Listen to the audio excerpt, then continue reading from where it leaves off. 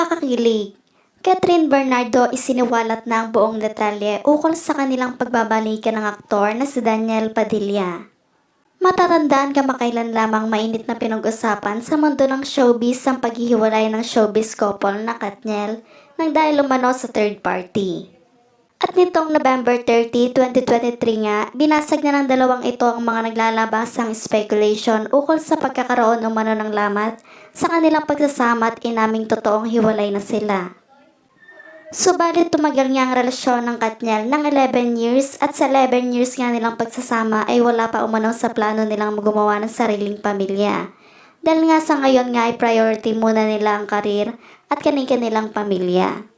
Sa naging latest interview nga ng aktres, ibinahagi nito ang sitwasyon nila noon at dito din nabanggit ng aktres na may communication pa sila ni Daniel at nagkakamustahan pa sa social media.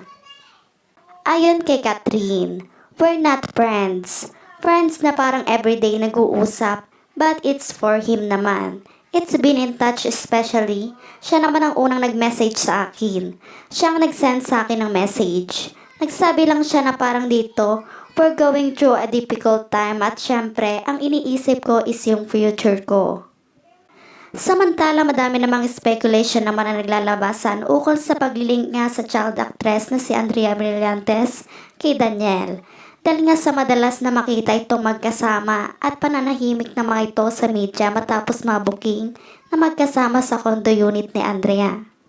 Ngunit sa pagkakataon naman na ito ay nabanggit naman ni Tito Boy kung gumagawa nga ba daw si Daniel ng paraan upang magkaayos at magkausap sila ni Catherine.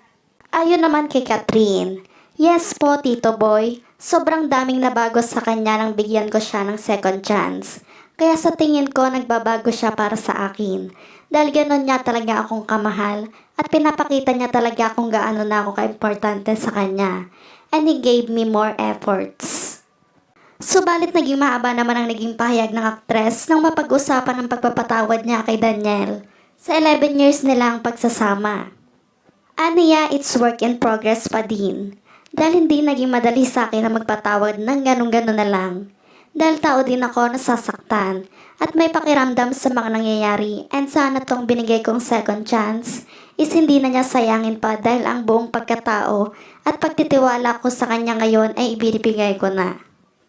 Yung walang galit o walang pain. I mean, hindi pa mawawala yun. But for make to at least this decision that to our love teams and fans, I already set aside outcomes to negative emotions.